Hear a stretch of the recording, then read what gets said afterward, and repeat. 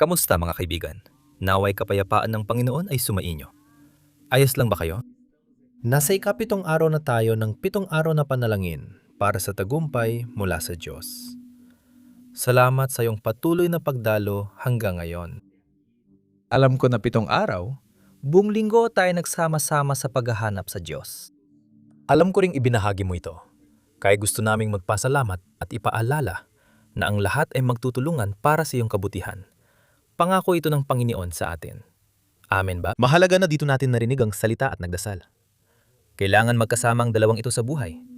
May ilan na madalas magdasal, pero kaunti ang alam sa salita. At may mga tao naman na puro aral lang, puro pag-aaral, pero wala namang malalim na relasyon o pagiging malapit sa Diyos. Kaya nga, naalala ko tuloy na minsan tinanong ang isang dakilang mangangaral kung alin ang mas mahalaga, ang panalangin o ang Biblia. Tinanong niya ang lalaki. Anong mas mahalaga sa ibon? Kaliwa o kanang pakpak? Ibig sabihin, lahat ay mahalaga, di ba mga kapatid? Kaya, pati na rin ang sandaling ito na inialay mo ang sarili mo sa Diyos, na isinantabi mo ang isang bagay, isang pagkain, mahalaga ito sa harap ng Diyos. At gusto kong basahin dito, isang huling talata bago tayo manalangin. Na matatagpuan sa Aklat ng Ikalawang Kronika, Kabanata 15, simula sa talata 2. Tingnan mo, itong nag-iisang talata. Tingnan mo kung anong sasabihin ng Diyos sa atin. Ganito ang nakasulat. Kaya't ang Panginoon ay nagsalita kay Asa at sa lahat ng kanyang bayan. Pakinggan ninyo ako. Ang Panginoon ay kasama ninyo kapag kayo ay kasama niya. Kung hahanapin ninyo siya, hahayaan niyang matagpuan ninyo siya. Ngunit kung tatalikuran ninyo siya, tatalikuran din niya kayo. Mga kapatid, ginamit ng Diyos ang propeta para ihatid ang mensahe kay Haring Asa. Paliwanag ko lang, si Haring Asa noon ang namumuno sa Juda. Marami siyang tagumpay dahil maka-Diyos siya. At mapapansin mo ang pattern na ito sa lumang tipan, na tuwing ang Israel, tuwing ang bayan ng Diyos ay lumalakad kasamang Panginoon, tiyak ang tagumpay. Pero kapag may kasalanan, kapag gumagawa sila ng hindi kalugod-lugod sa Diyos at kumikilos ayon sa sarili nilang gusto, hindi kinukonsulta ang Diyos. Natatalo sila at sa nakakahiya pang paraan. Nangyayari ang mga pagkatalong ito at kaya makikita natin sa Biblia na si Haring Asa ay laging nagtatagumpay dahil kinokonsulta niya palagi ang Diyos sa lahat ng ginagawa niya. Sa kanyang paghahari, inalis niya lahat ng altar, Diyos-Diyosan at idolatriya sa bayan ng Diyos. Pero ang ating Diyos, na nakakakilala sa ating mga puso, ginamit niya ang propeta dito. Si Asarias ang naghatid ng mensaheng ito. Ang Diyos ay sa iyo habang ikaw ay kasama niya. Pero kung iiwan mo siya, iiwan ka rin ng Diyos. Napakatindi ng salitang ito mga kapatid na sa sandaling iyon sabi sa Biblia, na. Napuno ng tapang si Haring Asa at inalis ang mga kasuklam-suklam na Diyos-Diyosan sa buong lupain ng Juda at Benjamin at sa mga lungsod na nasakop niya sa kabundukan ng Efraim. At ibinalik niya ang altar ng Panginoon na nasa harap ng portiko ng templo ng Panginoon. Napuno siya ng tapang, naging pagpapala ang mensahe at naisip niya, gusto kong makasama ang Diyos. Pero habang binabasa pa natin ang Biblia, makikita nating hindi pala nagkataon lang ang mensahe ng propeta. Nakikita na ng Diyos doon ang isang munting kislap, isang maliit na puwang, alam mo yon, isang hilig sa puso niya na lumihis. Bakit? Kasi masyado siyang nagtitiwala sa sarili niya. Kaya, ayon sa Biblia, nakipag-alyansa siya sa hari ng Syria. Pero hindi niya tinanong ang Diyos. Kaya nagsimula ang trahedya sa buhay niya. At kung hindi pa yon sapat, ginawa pa niya ang alyansang hindi dapat. Sinabi sa kanya ng Diyos ang ganito, sa pamamagitan ng propeta. Nagkamali ka, sumuway ka, dahil gusto mong labanan ng Israel. Nakipag-alyansa ka sa mga kaaway, hindi ka sumangguni sa Diyos. Ibig sabihin, Mali ka. Alam mo ba kung anong ginawa niya? Ipinakulong niya ang propetang nagbigay ng biyayang ito, ng salitang ito. 'Di ba? Kung kasama mo ang Diyos, sasamahan ka rin niya. Ngayon, nagbago na ang puso niya at ipinakulong ang propeta. At sinasabi pa ng Biblia na noong nagkasakit siya, naghanap siya ng ibang paraan para gumaling sa kanyang sakit at hindi siya nanalangin sa Diyos. At muling nagsalita ang Diyos sa kanya. Simula ngayon, hindi mo na matatanggap ang biyaya. Mga kapatid, anong natutunan natin dito? Na tayo, kung gusto natin magtagumpay, kailangan nating laging umaasa sa Diyos. Laging may mapagkumbabang puso. Kausap pa kita kanina, mahal. At nag-usap tayo tungkol sa kung gaano karaming tao ngayon, di ba? Alam nila ang salita, pero parang hindi sila tumitibay sa Diyos. Totoo, ang dami natin nakikita ang tao mismo sa simbahan, di ba? Na mga tao nakakakilala, mga tao nagkaroon na rin malapit na ugnayan sa Diyos sa ilang bahagi ng kanilang buhay. Habang tumatagal ang paglalakbay nila, naligaw sila ng landas at hinanap lang ang nagpapasaya sa kanila, hindi ang kalooban ng Diyos. Nakakalungkot talaga. Talagang nakakalungkot kapag ang isang tao ay hindi hinahayaan, di ba, na maranasan niya ang plano ng Diyos para sa kanya. Pero gusto niya magpakasaya, di ba, sa mga bagay dito sa mundo, sa mga iniaalok ng mundo sa kanya. Pero alam naman natin na panandalian lang yan, di ba? Ang mundong ito ay panandalian lang talaga. Ang dapat nating hangarin ay ang walang hanggan. Kaya sana matutunan natin ito, ang magkaroon ng pusong nakatuon kay Kristo. Oo nga, Mas mahalaga, maintindihan na laging mas mabuti ang kalooban ng Diyos. Kahit mahirap ang pinagdadaanan mo, siguro tagumpay ang hanap mo, di ba? Sabay tayo nagdarasal sa kampanyang ito para sa tagumpay. Minsan, hindi agad dumarating ang tagumpay, pero hikayatin kitang magpatuloy kasamang Diyos. Huwag kang tumigil sa paghahanap sa Panginoon at sa paglakad sa kanyang landas. Dahil ito ang pinakamagandang desisyon na magagawa mo. Ang pinakamagandang desisyon sa buhay mo ay ang lumakad kasama ang Panginoon. Dahil laging may pinakamainam siya para sa atin, sa tamang panahon ay magdadala siya ng kagalakan at maiintindihan mo kung bakit niya itong ginawa. totoo mga kapatid. Na yon, masyadong nakatuon sa makamundong bagay ang mga mananampalataya. Sa kabutiang palad. Tulad ng sinabi ni Thais, hinahanap lang natin ang mga bagay dito. Pansamantala lang yan, kapatid. Mas mahalagang kasama ang Diyos. Maaring umiiyak ka, pero kasama mo pa rin ang Panginoon. Samantalang ang iba, masaya at nag-e-enjoy sa buhay, pero trahedya ang magiging wakas nila. Sabi sa Biblia, may mga daang akala ng tao ay tama, pero hahantong ito sa kamatayan. Mga kapatid, Kailangan nating hanapin ang Diyos dito, kaya't magtagumpay tayo. At tandaan ninyo ang mga bagay na dinala natin dito ngayon. Ang Diyos ay sa iyo habang ikaw ay kasama niya. Ang pagpapahid, ang presensya, at ang proteksyon ng Diyos ay sa iyo kapag ikaw ay nasa presensya niya. Totoo yun. Huwag kang lalayo sa mga landas ng Panginoon. Ayos ba? Tama yun. Huwag kayong lumayo. Lumayo. Siyempre, nagkakamali tayo. Pumapalya tayo. Pero sabi ng Biblia, ipagtapat mo ang iyong kasalanan, magsisi, talikuran ito, at makakamtan mo. Totoo yun. Pero ang problema ay may mga taong tumututol. Kasama na. Bukod sa kanila, ginagaga pa rin nilang kasalanan. Nananatili sila sa mali. Hindi sila nagsisisi at dahil dito, lumalayo ang biyaya ng Diyos. Ang Espiritu Santo na sensitibo, di ba? Sabi nila, ang Espiritu Santo ay kinakatawan ng isang kalapate.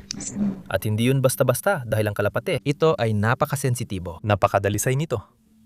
Lumilipad agad dito kapag nilapitan. Kaya ganito, hindi naman aalis ang Espiritu Santo sa atin, di ba?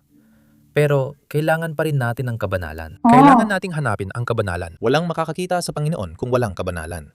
Iyan ang sinasabi ng Biblia, di ba? Kaya, ang aming mensahe, ang aming payo ay ito. Manatili tayo sa Diyos upang sumaatin din ang mga pagpapala ng Diyos. Amen. Hindi ito madaling buhay kahit kailan, di ba? Napakahirap lumakad kasama ang Diyos. Pero ito ang pinakamagandang Isubo. bagay. Pinakamaganda sa buhay, di ba? Kalimutan mo na yung sinasabi ng mundo, di ba? Ang mahalaga ay maging masaya. Pero ipahayag mo sa buhay mo na ang mahalaga ay lumakad ka kasamang Diyos. Iyan ang pinakamaganda sa buhay na ito. Malaman na kasama mo ang Diyos, siya ay nadaalaga. Hindi niya tayo iniiwan at laging inihahanda ang mabuti para sa atin. Hindi ka mabibigo na mablakad pa rin kasamang Diyos. Hallelujah. Kaya, mag-ingat ka sa linyang iyan. Ang mahalaga ay maging masaya. Mag-ingat. Sa totoo lang, ang mahalaga ay sumunod sa Diyos. Iyon ang tunay na mahalaga. Siyempre, ang kaligayahan ay kasama ng mga anak ng Diyos. Pero hindi yon ang layunin natin. Totoo yun. Kaya, magdasal tayo. Amen. Magtaas tayo ng taimtim na panalangin. Di ba, mahal? Oo, magdasal tayo. At gusto muna naming magpasalamat sa'yo. Nakakarating lang. Pwede mong panoorin ang mga naunang video. Oo, ilalagay ko sa nakapin na komento sa ibaba. Lahat ng kampanya namin nitong 7 araw. Sana masundan mo mula simula. Ayos ba? paalam. Amen. Pumikit ka. Manalangin tayo. Mahal, Panginoon sa kong ngalan ni Diyos, Jesus. aking Ama, maraming salamat, Panginoon, sa sandaling ito.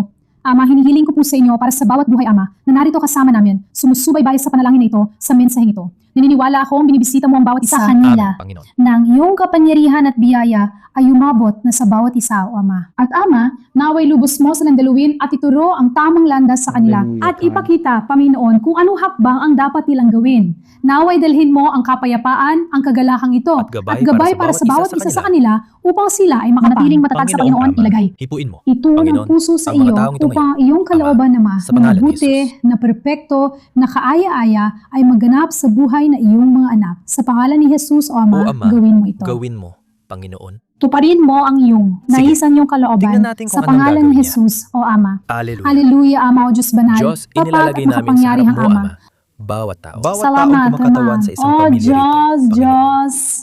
Lahat ng lalaki at babae na nagdasal kasama namin mula simula, Amen, Ama. Jesus. Diyos, nandito sila para magtagumpay. Totoo yun. Hindi na namin tinatanggap ito. Naku, ang Madalas saya manatili, naman. nalulungkot. Nalulungkot at umiyak. Umiyak, Ama. Oh, okay. Walang sagot, Ama. Hindi naman po ibig Ama. sabihin na obligado kayo Na gumawa ng isang O bagay Diyos, para Ama, sa anong amin. awa? Wala kaming maialay.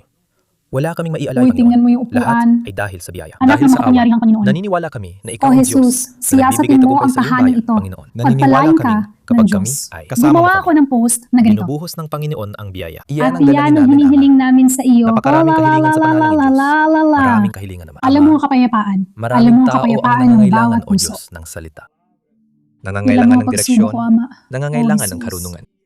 Kumilos ka ngayon, Panginoon, Ah, Jesus, sa hallelujah, buhay ng iyong mga hallelujah. anak, O Diyos. Inilaan namin ang aming buhay sa Oo, iyo, aking Panginoon. Diyos. Diyos, Nais totoo naming ito. mamuhay sa iyong altar. Tama, Sa lahat Jesus, ng Ama, araw ng gusto aming namin buhay, ialay ang Ama. Sa aming ngalan ni buhay Jesus, sa iyo, Panginoon. Panginoon, isang bagay ang Hawakan. hinihiling ko sa iyo, Panginoon. Oh, Diyos, Na ako'y makapanatili Amen. sa iyong presensya Amen, upang Diyos, makita sa ang iyong panggalan kabanalan ni araw-araw, Diyos. Jesus. Hallelujah, Ama, Panginoon, hallelujah. buhayin mo kami. Buhayin at palakasin. Oo, sa relasyon sa Mo, Diyos. Ang ganda ang mga talaga, Ama. napapagod, ang mga nalulungkot, Iho, dalhin ang mga mo ang nandulog, pagbasa. Diyos, Kagalakan ng itayo mo ang Panginoon. nadapa Ibang mula mo sa talaga. na Alam ko sinuumalis makanta. sila rito. Ngayon ay muling naibalik. Amen, amen. May pananampalataya Sa ngalan ni Handa. Jesus, tatay, na dakila. sumunod. Dahil mas Dakila, mahalaga dakila ang ang Panginoon. sumunod sa Panginoon. Totoo Diyos, yun, Panginoon. may mga taong Jesus, nakikinig Ama, dito na naway kailangan maging puso mo magdesisyong magpabinyag pagpakumbaba ang aming at puso, Ama. makibahagi sa banal na hapunan na Rodas, magsama-sama kausapin kasama mo ang ang ibang iyong mga Roda. kapatid sa galit. Oh, Ang mga Diyos, sa taong ito pangalan ay ni dapat gawin Jesus. ang kinakailangan tulad Amen. ni Haring Asa. Lakas ng loob para talikuran. Palayain siya sa idolatria at anumang naglalayo sa kanya Oh, sa Marala Diyos. Santa, pagpalain ka Ama, ng Diyos. Bigyan Pagpalain mo ka ng ng lakas Diyos. at Bigyan mo kami ng tapang lakas, ang iyong Ama. bayan, Kailangan Panginoon. namin ng lakas. Kailangan ka namin, Panginoon. Para Para magtagumpay magtagumpay, Panginoon, laban sa lahat ng sumisira. na at napapalayo nagpapalayo sa sa amin amin sa iyo. May mga tao dito ngayon, Diyos, na nakapagdesisyon na iiwan na nilang mga bisyong ito. Iiwan na nilang mga kasalanan ito. Diyos, Mga kasalanan. itayo mo ang bayan mo dito. Ang iyong bayan dito, Panginoon. Diyos, ito Naniniwala ang kung akong sino ka, kumikilos ka, Diyos. Espiritu Santo. Hipuin mo kami At ipakita mo at rin sa ipakita amin. sa amin, Panginoon. Panginoon, Hallelujah, Jesus. kung may anuman kaming nagagawa, hindi O nakalulugod sa iyo, Diyos, Ama. totoo ito, Panginoon. Sa ngalan Ihayag ni mo Jesus, ang iyong sarili sa amin, Panginoon. Ama. Ama, Hallelujah, Hallelujah, Ama. Jesus.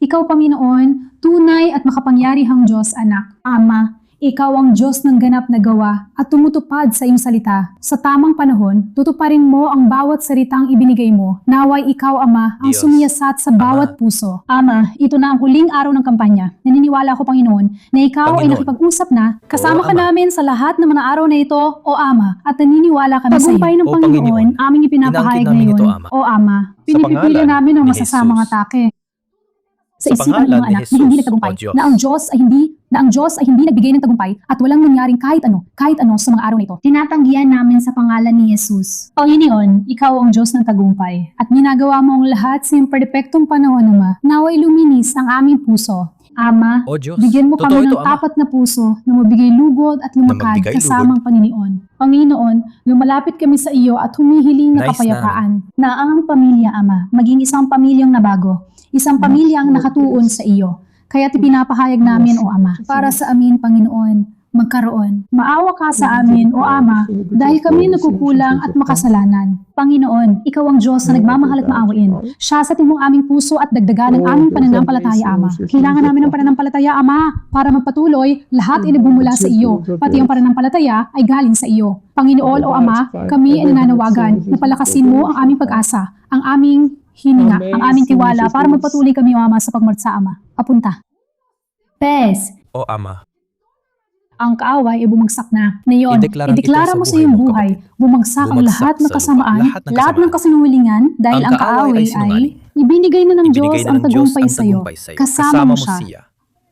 Totoo ang kanyang presensya. Gagawa ng kababalagan ng Diyos, Alleluia, masasaksihan mo ang mga dakilang Magiging kababalagan, saksi. ang mga dakilang gawa ng Panginoon. Lahat ng Kaluwalhatian kanyang sa Diyos. gagawin pa. Alleluia, Kaluwalhatian Panginoon. Kaluwalhatian sa Kaluwalhatian Diyos. sa Diyos. Alleluia. Alleluia. Inilalagay namin sa Amen. iyong Lahat mga ay kamay, iyo, Ama. Diyos Ama. Ama, Diyos Ama, ang aming inilalagak landas, namin sa iyo. kinabukasan, Amen, At Panginoon. buhay. Kami ay sa iyo. Salamat kami, ay Panginoon. sa inyo. Dahil napakagandang mga araw. Salamat, Jesus. Napakaganda. Alleluia. Mga araw ng panibagong sigla. Bago Ama, oh, isang harawa, balsamo na banaw na nagpapasalamat Diyos, kami sa iyo, banaw, Panginoon, banaw, mula sa aming banaw. puso. Dahil ayon sa iyong Sinasabi salita, na may may pasasalamat, Ama. dapat naming ilaga. naming iharap ang lahat sa Iyan iyo, ang ginagawa Panginoon. namin ngayon. Totoo ito.